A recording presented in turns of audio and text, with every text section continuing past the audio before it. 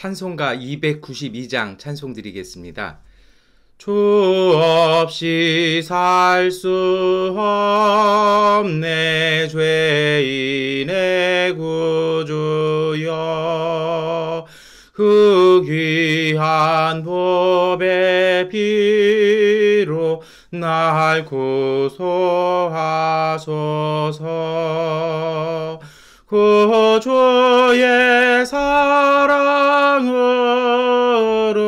흘리신 보혈이 내 소망 나의 위로 내 영광 됩니다. 주 없이 살 수 없네 나 혼자 못 서리. 힘없고 부족하며 지혜도 없도다.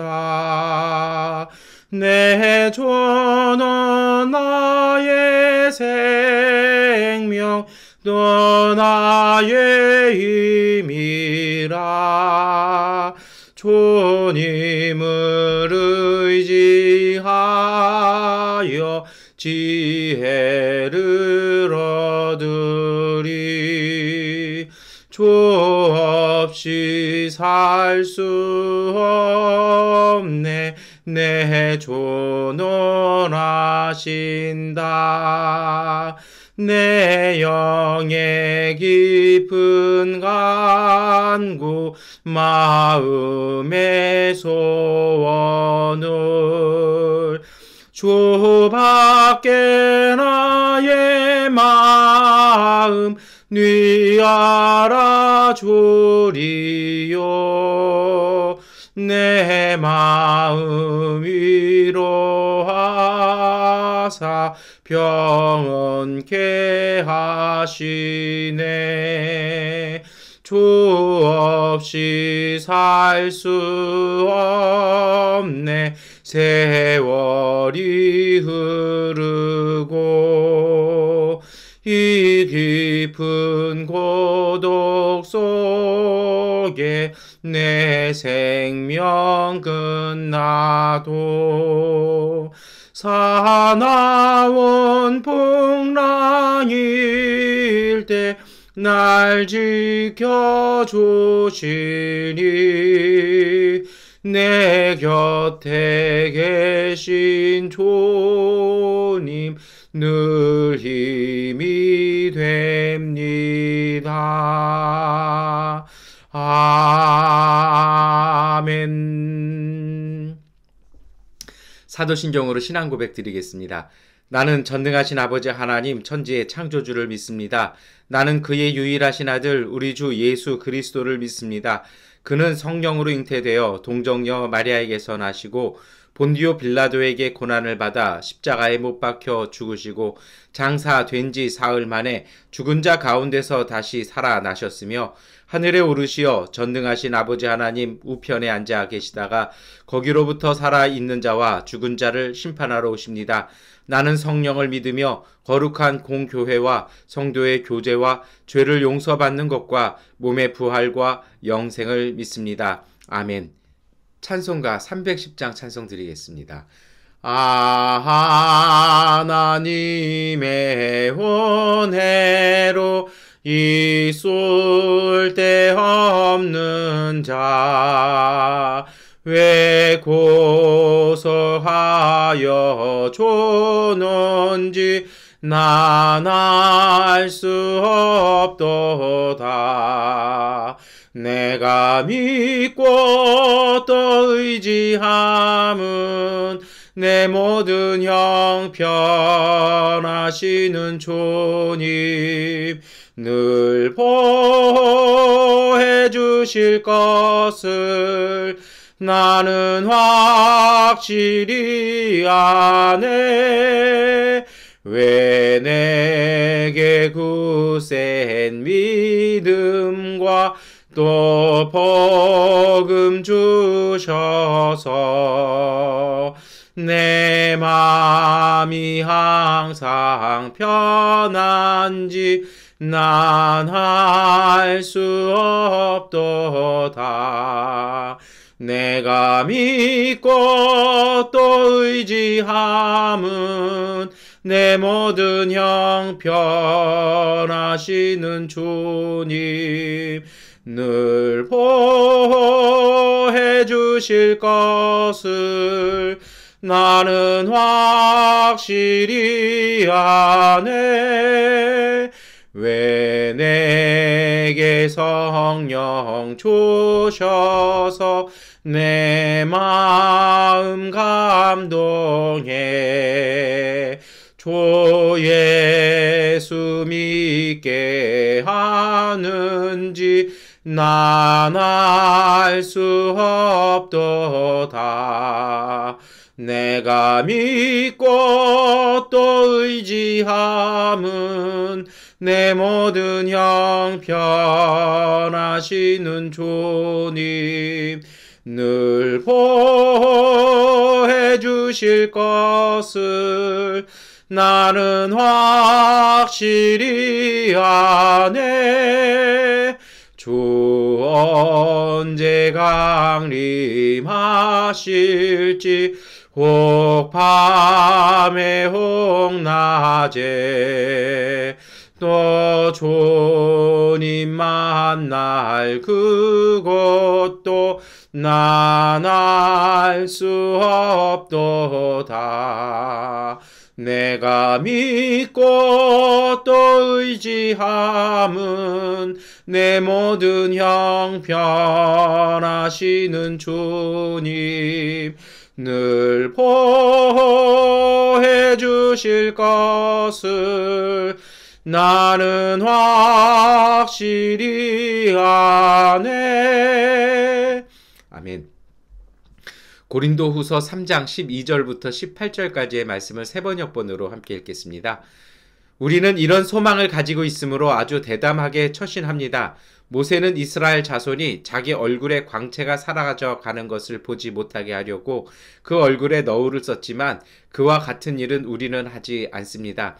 그런데 이스라엘 백성의 생각은 완고해졌습니다. 그리하여 오늘날에 이르기까지도 그들은 옛 언약의 책을 읽을 때에 비로소 그 너울을 벗지 못하고 있습니다. 그 너울은 그리스도 안에서 제거되기 때문입니다. 오늘날까지도 그들은 모세의 글을 읽을 때에 그 마음에 너울이 덮여 있습니다. 그러나 사람이 주님께로 돌아서면 그 너울은 벗겨집니다. 주님은 영이십니다. 주님이 영이 계신 곳에는 자유가 있습니다. 우리는 모두 너울을 벗어버리고 주님의 영광을 바라봅니다. 이렇게 해서 우리는 주님과 같은 모습으로 변화하여 점점 더 큰 영광에 이르게 됩니다. 이것은 영이신 주님께서 하시는 일입니다. 아멘. 여러분, 오늘 우리가 모두 함께 고린도후서 3장 12절부터 18절까지의 말씀을 함께 읽으셨습니다. 이 말씀이요, 사실은 아주 대담한 이야기입니다. 12절에도 사도 바울이 고백을 합니다. 우리는 이런 소망을 가지고 있으므로 아주 대담하게 처신합니다. 라고 얘기를 하죠. 무슨 얘기냐면요. 사도 바울이 유대인이었습니다. 초기 기독교 교회 예수신앙 공동체가 고민했던 것은 유대교의 율법 안에 우리가 거할 것인지 새롭게 나갈 것인지에 대한 고민이었습니다. 사실은 사도들이 여기에 대해서 고민하고 있을 때 이 13번째 사도인 사도 바울은 이것을 과감하게 깨고 나간 사도이기도 하죠. 그가 이럴 수 있었던 거는요, 저는 그의 삶과도 연관이 있다고 생각합니다. 사도 바울이 사도 되기 전 사울 때는 그는 유대교의 정말 율법에 충실한 사람이었습니다. 우리가 잘 아는 것처럼. 그래서 그 율법을 지키기 위해서 스데반 집사가 순교하는데도 앞장섰던 사람이고 교회를 핍박하는데 아주 앞장섰던, 그래서 사울이라는 이름을 버리고 바울이라는 이름을 새로 바꾸지 않으면 이 활동 자체가 불가능할 정도의 유대교의 열정이 있던 사람이죠. 그런데 이 사람이요, 예수님을 만난 다음에 정말 그 눈에 비늘 같은 것이 탁 벗어져 버린 겁니다. 그러면서 유대교 율법의 허점들, 보기 시작한 것입니다. 그리고 오늘 본문에도 고백을 합니다만 주님의 영이 계신 곳에 허락되는 자유를 깨달은 것입니다. 그래서 굳이 이 유대교 율법을 지킬 필요가 없구나라고 판단이 된 거죠. 마치 우리가 지금 그 해방된 지 오래되었지만 우리가 그 머리에 상투 안 틀잖아요. 안 쓰고 도포 안 입잖아요. 그러니까 똑같은 이유입니다. 그게 별 필요가 없었던, 그리고 시대가 이미 그 당시에는 통했지만 우리 시대에는 필요가 없는, 그것이 민족 정신과는 그다지 이렇게 통하지 않는 것이라는 걸 아니까 사람들이 다시 돌아가지 않는다라는 것이죠. 사도 바울이 이걸 깨달은 것입니다. 그래서 그는요, 어떻게 하는 것입니까? 주님의 영이 인도하시는 대로, 다시 말해서 예수 그리스도 안에서 그리스도의 말씀에 충실한 삶을 살지만 옛날의 과거나 현대 그 인습에 얽매이지 않는 삶을 살아가고 있었다라는 것입니다.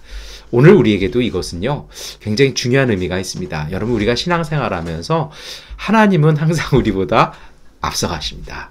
저는 그렇게 생각합니다. 그렇게 믿고요. 왜냐하면 하나님은 창조의 하나님입니다. 하나님께서 우리가 매일같이 성장하시기를 원하십니다. 그런데요, 자꾸 우리의 발목을 붙잡는 것이 있어요. 우리의 신앙이 자꾸 종교적으로만, 그리고 어떤 예전적으로만 발목 잡히는 경우들이 많이 있습니다. 이것을 한마디로 줄이면 교회 건물 안의 신앙이라고 얘기합니다. 저도 예전과 의전을 굉장히 중요하게 여기는 목회자이기도 합니다. 그런데 예전과 의전은 그릇입니다. 그릇과 음식이 밸런스를 맞춰야 돼요. 저는 되게 차를 좋아합니다. 그런데 커피를 마시는 잔과 이 녹차를 마시는 잔과 보이차를 마시는 잔이 틀려요. 서양 동양이잖아요. 같은 동양화에서도 왜 틀리냐고요? 녹차는 한 두 번, 세 번에 나눠 마셔야 되기 때문에 잔이 좀 크다라면, 보이차는 한 번에 탁 마셔야 되기 때문에 잔이 작죠. 그래서 보이차를 마시면서 녹차 잔에 마시면 그 맛이 사라집니다. 예전과 의전이라는 것은 그런 것입니다. 그런데 우리는요, 자꾸 우리가 갖고 있었던 예전과 의전에 발목 잡히는 신앙, 그리고 나아가서요, 자꾸 과거에 그 발목이 잡히는, 과거에 우리가 이렇게 했었지라고 생각하는 그 습관에 자꾸 신앙의 발목을 채울 때가 있습니다. 오늘 바울은요, 이것을 무엇을 가지고 비유하냐면 모세를 가지고 얘기를 합니다. 모세가 하나님의 말씀을 받으러 산에 올라가서 내려오니까 얼굴에 광채가 납니다. 말씀을 듣고 말씀을 받고 은혜를 받았으니 그의 얼굴에 자유함이 주시는 그 광채가 나는 거죠. 근데 이것을 백성에게 쭉 나눠주고 나니까, 그리고 백성들이 이 말씀을 지키고 나니까 그의 얼굴의 광채가 사라지는 겁니다. 그래서 모세가 어떻게 합니까? 이 두건을 써서 이거를 가리는 거죠. 왜냐하면 처음에 백성들이 그걸 보고 그의 권위를 인정했는데, 그게 사라지니까 권위가 없어지는 것 같아서 가렸다라는 거죠. 이것이 사실은 스토리의 어떤 유래이기도 합니다만, 그런데 여러분, 사도 바울은요, 이것이 모세의 약점이라고 이렇게 얘기하는 겁니다. 이게 무슨 문제냐면요, 모세의 얼굴에 빛이 왜 사라졌을까요? 하나님의 말씀은 영원한데요. 아마도 이럴 것 같습니다. 모세가 받았던 그 하나님의 말씀을 누렸던 빛을 다 백성들에게 다 공동체에게 알려준 겁니다. 그러니까 공동체가 다 같이 그 말씀을 지키니까 다 같이 빛이 나는 거예요. 그러고 나면 이게 특별한 게 없어 보이잖아요. 그러니까 이 모세가 어떻게 하는 겁니까? 두건을 썼다라는 거죠. 가렸다라는 겁니다. 그리고 그 습관을 따라서 유대인들이 지금도 가리고 있다라는 것입니다. 그러니까 모세가 했던, 아주 오래전에 했던 그대로만 있다라는 거죠. 그러면 이게 뭐가 잘못된 걸까요? 백성들이 모세의 수준 정도 올라왔으면 신앙의 지도자는, 신앙인은 다시 하나님께로 나아가는 것입니다. 그러면 하나님께서 주시는 그 새로운 말씀을 가지면 빛이 차이가 딱 나잖아요. 그 전구불하고 형광등 불빛하고 태양 불빛하고 다르지 않습니까? 그 웨슬레가 이것을 가지고 설교하신 적도 있었는데요. 마찬가지로요. 여러분, 우리도요, 은혜를 받았으면 더 큰 은혜를 받고 그것을 나누는 것입니다. 그래서 그것이 오늘 우리한테 필요한데요. 우리가 정말 은혜를 처음 받았다라면 첫사랑, 첫 감격, 첫 신앙뿐 아니라 자꾸 성장해지는 것입니다. 그래서 사도 바울이 이렇게 고백을 하죠. 그 사람이 주님께로 돌아서면 그 너울은 벗겨집니다. 왜냐하면 새로운 빛이 있기 때문입니다. 그런데 이 너울이 벗겨지고 새로운 빛을 맞으면 어떻게 될까요? 17절의 말씀입니다. 주님은 영이십니다. 주님의 영이 계신 곳에는 자유가 있습니다. 다시 말해서요, 다시 새 빛을 받고 예전의 삶을 봤더니 한계점이 있더라는 것입니다. 그래서 그걸 다시 또 뜯어고치고 뜯어고치는 거죠. 이것이 우리가 몸담고 있는 종교개혁 신앙입니다. 그래서 프로테스탄트 교회는요, 끝없이 뜯어고친다라는 말이 이래서 고백되어지는 것입니다. 그래서요, 우리가 할 것이 있습니다. 우리는 모두 너를 버리고 주님의 영광을 바라봅니다라는 말씀처럼 우리보다 앞서 가시는 하나님을 향해서 끊임없이 돌아서서 그 은혜를 계속해서 봐셔야 됩니다. 이렇게 해서 우리는 주님과 같은 모습으로 변하여서 점점 더 큰 영광에 이르게 됩니다. 라고 사도 바울이 고백하잖아요. 그러면 끊임없이 우리가 교회와 예전과 의전, 예배 안으로 들어가야 될까요? 우선 귀한 일입니다. 그런데 여러분, 이러기 위해선 필요한 것이 있습니다. 뭐냐면 하나님의 뜻이 어딨냐라는 것입니다. 하나님의 뜻은 예배실 안에만 있는 것이 아니라 주님의 참된 목적은요, 예배는 오늘 우리의 삶과 생활을 위해서 있습니다. 하나님이 원하시는 건 우리의 삶과 그 생활 속에서 우리가 하나님의 자녀로 행복하게 사시는 것입니다. 이렇게 불교처럼 고행하는 게 주님의 뜻은 아닙니다. 주님의 말씀 때문에 고난을 겪을 수는 있지만 그렇게 고난 겪는 분들이 그 고난을 왜 겪냐면요, 그 극기하고 인내하는 그 불교식의 인내가 아니고요, 그거 자체가 행복입니다. 내가 주님의 말씀을 지켜 행하고 하나님의 일들을 이루어가는 그것이, 하나님 나라가 점점 가까워지는 것이 고난 속에 보이고 행복하기 때문에 그 고난을 견뎌내는 것입니다. 우리는 불교 아닙니다. 다시 말해서요, 하나님을 믿고 은혜가 찰수록 내 삶과 내 생활이 기뻐져야 되는 것입니다. 어려움 속에서도 기쁨 속에서도 기뻐져야 되고, 끊임없이 그 은혜 때문에 우리가 하나님을 믿는 방법이나 하나님에게 다가가는 방법도 끊임없이 새로워져야 되는 것입니다. 그래서 바울이 얘기했습니다만 우리도 읽지 않으셨습니까? 주님의 영이 계신 곳에는 자유가 있습니다. 세상의 것이든 어떤 것이든 우리의 발목을 잡을 수 없는 것입니다. 이것이 하나님의 뜻입니다. 오늘 이 아침에 이 말씀 묵상하시면서 하나님께 기도하시면서, 그리고 말씀 묵상하시면서 하나님의 말씀의 새빛을 받으시기 바랍니다. 그리고 그 빛을 가지고 오늘 삶과 생활 속에서요, 끊임없이 뜯어고치는, 그리고 끊임없이 온전해지고 기뻐하실 수 있는 그 기쁨 가운데 사셨으면 좋겠습니다. 여러분, 그리스 철학자인 아르키메데스가 목욕탕 안에서 그가 고민했던 그 금의 순금과 그 가짜금이 섞인 걸 어떻게 해결할까 막 고민하다가 딱 그 사실을 알자마자 유레카 하면서 맨몸으로 뛰어나가가지고 막 이러지 않습니까? 그것이 자유가 주는 기쁨, 진리가 주는 기쁨입니다. 하나님이 주시는 말씀과 성령이 주시는 큰 은혜는, 주님의 영이 주시는 진리는 우리에게 그러한 자유를 주십니다. 오늘 우리의 삶에 풀리지 않는 숙제들, 넘어가지 못할 것 같은 넘사벽 같은 문제들, 갈등들, 그리고 그 옥새들을 주님이 주시는 이 진리로 끊어내시기를 축원합니다. 끊어내시기 위해서는 예전 모습이 아니라 새로운 모습을 소망하며 하나님 앞에 서십시오. 그리고 새롭게 말씀해 주시는 주님의 말씀을 마음에 담아 생활하십시오. 그것이 바로 새 사람, 새 영으로 창조되어지는 그리스도인의 삶입니다. 그렇게 되어질 때 우리의 너울이 벗겨질 것이고, 우리가 하나님의 성품을 닮아가는 온전한 하나님 나라의 길에 이르시게 될 것입니다. 기도하겠습니다. 전능하신 아버지 하나님, 오늘 우리가 주님 앞에 기도하니 매일마다 새롭게 주시는 주님의 말씀을 우리가 믿음으로 고백하고 담을 수 있도록 우리의 마음과 우리의 삶과 우리의 신앙이 새롭게 되게 하여 주옵소서. 끊임없이 주님 안에서 우리의 너울이 벗겨지게 하여 주시고, 우리의 한계를 넘어서게 하여 주시고, 우리의 갈등과 문제를 넘어서게 하여 주셔서 오늘 우리 삶 속에 하나님 나라의 진리 안에 거하는 자유의 기쁨으로 우리의 삶 속에 행복한 하나님의 사람들 되게 하여 주옵소서. 예수 그리스도의 이름으로 기도드립니다. 아멘. 우리 하나님께 기도하는 시간 갖도록 하겠습니다.